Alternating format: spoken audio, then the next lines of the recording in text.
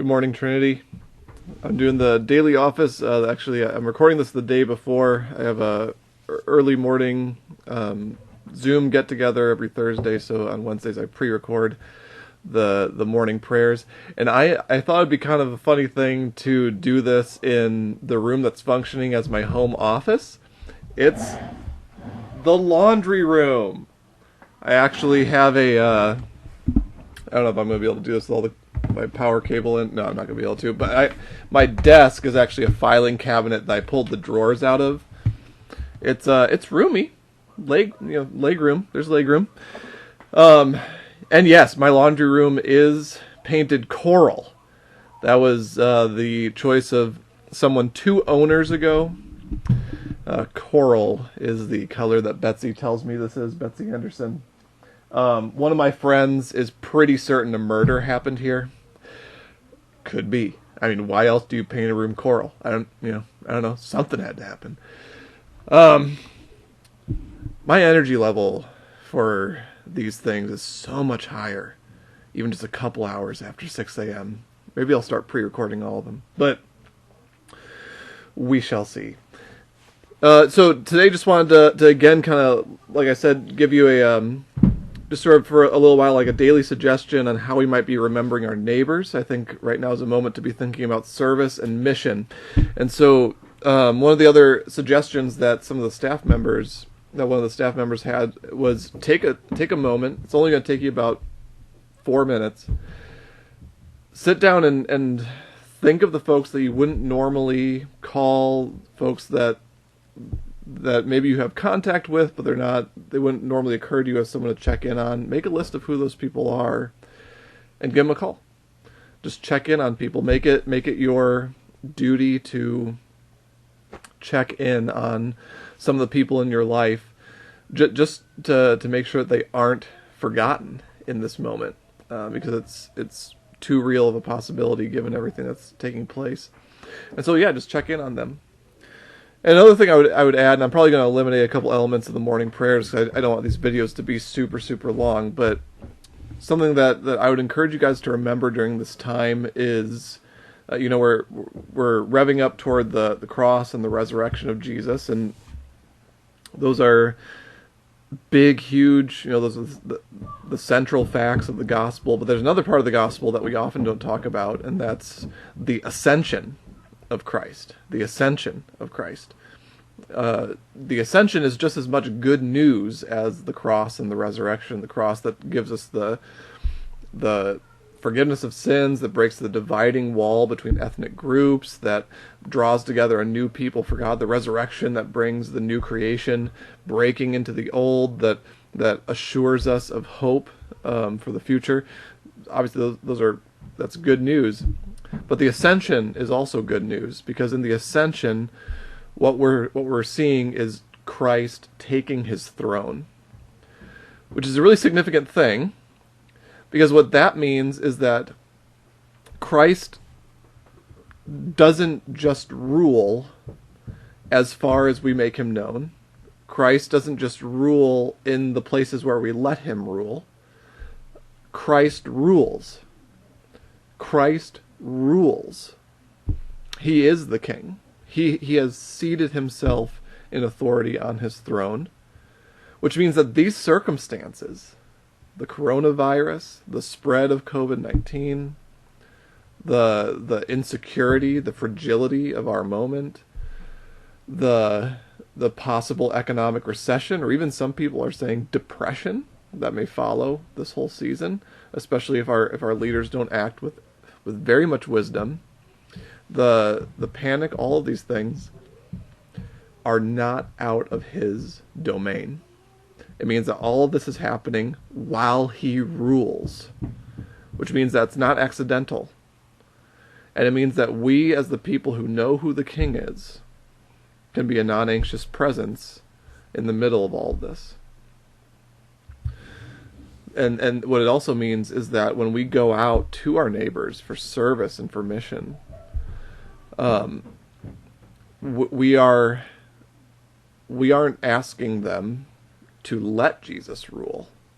We are telling them that he already does. and that is good news for us, because it means that life is not purposeless, that our lives are not directionless, that the situation is not out of control. The reality is just we don't have control over it, but it's not out of control. We aren't asking people to let Jesus reign. We are telling them the good news that he does. So I wanted to share that with you. I'm going to eliminate a couple elements from the actual morning prayer. I'll probably just do the readings, and then the whatever. I'll improvise, but I don't want this to be super long. But I thought I'd share that. I hope that's encouraging to you, and I hope that you go forward with that sort of knowledge as you find creative ways to announce the kingdom in mission and demonstrate the kingdom through service. Here's the opening. Jesus said, "If anyone would come after me, let him deny himself and take up his cross and follow me." Mark 8:34. Let's confess our sins to God, against God and our neighbor. Most merciful God, we confess that we have sinned against you in thought, word, and deed, by what we have done and by what we have left undone. We have not loved you with our whole heart, and we have not loved our neighbor as ourselves. We are truly sorry, and we humbly repent. For the sake of your Son, Jesus Christ, have mercy on us and forgive us, that we may delight in your will and walk in your ways to the glory of your name. Amen. Almighty God, have mercy on us, forgive us all our sins through our Lord Jesus Christ, strengthen us in all goodness, and by the power of the Holy Spirit, keep us in eternal life. Amen. Here's the words of Psalm 131. O Lord, I am not proud. I have no haughty looks. I do not occupy myself with great matters or with things that are too hard for me. But I still my soul and make it quiet. Like a child upon its mother's breast, my soul is quieted within me. O Israel, wait upon the Lord from this time forth and forevermore. Glory to the Father, and to the Son, and to the Holy Spirit, as it was in the beginning, is now, and will be forever. Amen and amen. Here's the Old Testament passage. This is Exodus 7:25 through chapter 8, verse 19. 7 days passed after the Lord had struck the Nile. Then the Lord said to Moses, "Go to Pharaoh and say to him, 'Thus says the Lord, let my people go, so that they may worship me. If you refuse to let them go, I will plague your whole country with frogs. The river shall swarm with frogs. They shall come up into your palace, into your bedchamber and your bed, and into the houses of your officials and of your people, and into your ovens and your kneading bowls. The frogs shall come upon you and on your people and on all your officials.' And the Lord said to Moses, 'Say to Aaron, stretch out your hand with your staff over the rivers, the canals and the pools, and make frogs come up on the land of Egypt.' So Aaron stretched out his hand over the waters of Egypt, and the frogs came up and covered the land of Egypt. But the magicians did the same by their secret arts, and brought frogs up on the land of Egypt. Then Pharaoh called Moses and Aaron and said, 'Pray to the Lord to take away the frogs from me and my people, and I'll let the people go to sacrifice to the Lord.' Moses said to Pharaoh, 'Kindly tell me when I am to pray for you and for your officials and for your people, that the frogs may be removed from you and your houses, and be left only in the Nile.' And he said, 'Tomorrow.' Moses said, 'As you say, so that you may know that there is no one like the Lord our God. The frogs shall leave you and your houses and your officials and your people. They shall be left only in the Nile.' Then Moses and Aaron went out from Pharaoh, and Moses cried out to the Lord concerning the frogs that he had brought upon Pharaoh. And the Lord did as Moses requested. The frogs died in the houses, the courtyards, and the fields, and they gathered them together in heaps, and the land stank. But when Pharaoh saw that there was a respite, he hardened his heart, and would not listen to them, just as the Lord had said. Then the Lord said to Moses, 'Say to Aaron, stretch out your staff, and strike the dust of the earth, so that it may become gnats throughout the whole land of Egypt.' And they did so. Aaron stretched out his hand with his staff and struck the dust of the earth, and gnats came on humans and animals alike. All the dust of the earth turned into gnats throughout the whole land of Egypt. The magicians tried to produce gnats by their secret arts, but they could not. There were gnats on both humans and animals, and the magicians said to Pharaoh, 'This is the finger of God.' But Pharaoh's heart was hardened, and he would not listen to them. just as the Lord had said. This is the word of the Lord. Here's the reading from the New Testament, 2 Corinthians 3, 7 through 18. Now if the ministry of death, chiseled in letters on stone tablets, came in glory, so that the people of Israel could not gaze at Moses' face because of the glory of his face, a glory now set aside, how much more will the ministry of the Spirit come in glory? For if there was glory in the ministry of condemnation, how much more does the ministry of justification abound in glory? Indeed, what once had glory has lost its glory because of the greater glory. For if what was set aside came through glory, much more has the permanent come in glory. Since then we have such a hope, we act with great boldness, not like Moses, who put a veil over his face to keep the people of Israel from gazing at the end of the glory that was being set aside. But their minds are hardened. Indeed, to this very day, when they hear the reading of the Old Covenant, that same veil is still there, since only in Christ is it set aside. Indeed, to this very day, whenever Moses is read, a veil lies over their minds. But when one turns to the Lord, the veil is removed. Now the Lord is the Spirit, and where the Spirit of the Lord is, there is freedom. And all of us, with unveiled faces, seeing the glory of the Lord as though reflected in a mirror, are being transformed into the same image from one degree of glory to another, for this comes from the Lord, the Spirit. This is the word of the Lord. And the Gospel reading, Mark 10, 17 to 31. As he was setting out on a journey, a man ran up and knelt before him and asked him, "Good teacher, what must I do to inherit eternal life?" Jesus said to him, "Why do you call me good? No one is good but God alone. You know the commandments. You shall not murder, you shall not commit adultery, you shall not steal, you shall not bear false witness, you shall not defraud, honor your mother and father."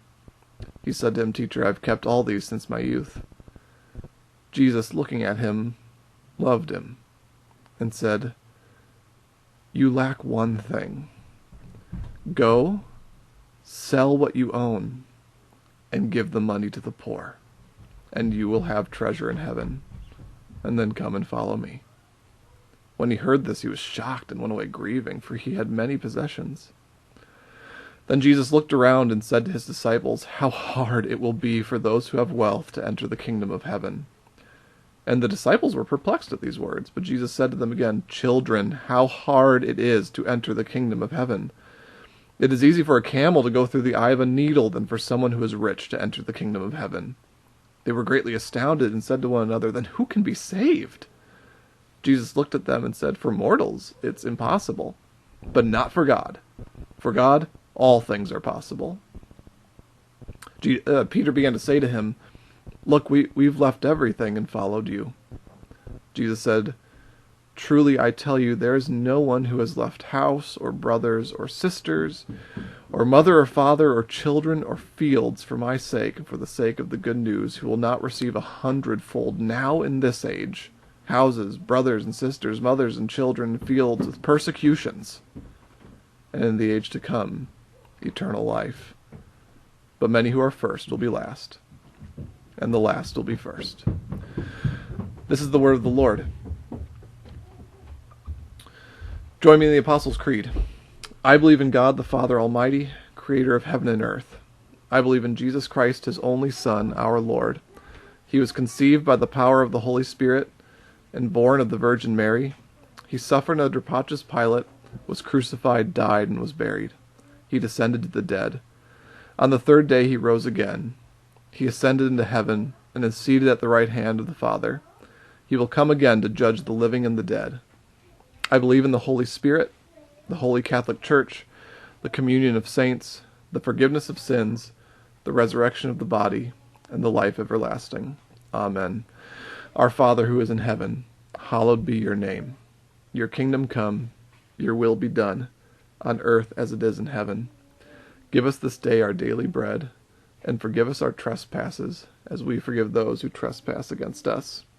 And lead us not into temptation, but deliver us from evil. For yours is the kingdom, and the power, and the glory, forever and ever. Amen.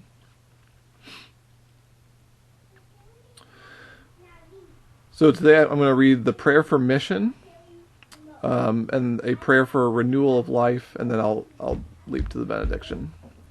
So the prayer for mission, which, by the way, every week there's always a prayer for mission. I don't always flag down when it comes. Maybe I should, but if you jump on one of the apps, they'll usually mark out where it is. It's just a cool thing to be conscious of as we go through this.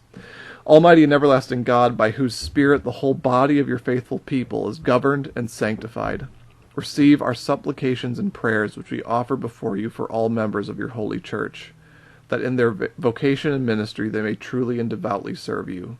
Through our Lord and Savior Jesus Christ. Amen. O God, the King eternal, who divides the day from the night and turns the shadow of death into the morning, drive far from us all wrong desires. Incline our hearts to keep your law, and guide our feet into the way of peace, that having done your will with cheerfulness while it was day, we may, when night comes, rejoice to give you thanks. Through Jesus Christ our Lord. Amen. May the God of hope fill us with all joy and peace in believing through the power of the Holy Spirit. Amen. Love you guys. Hope you're doing well. I encourage you to reach out to people. Be conscious of those that might not be able to reach out as easily. Find ways to get in touch with them if you can. And keep in touch with each other. I'd love to hear from you too. Send me an email or just let me know how you're doing. Love you all. All right.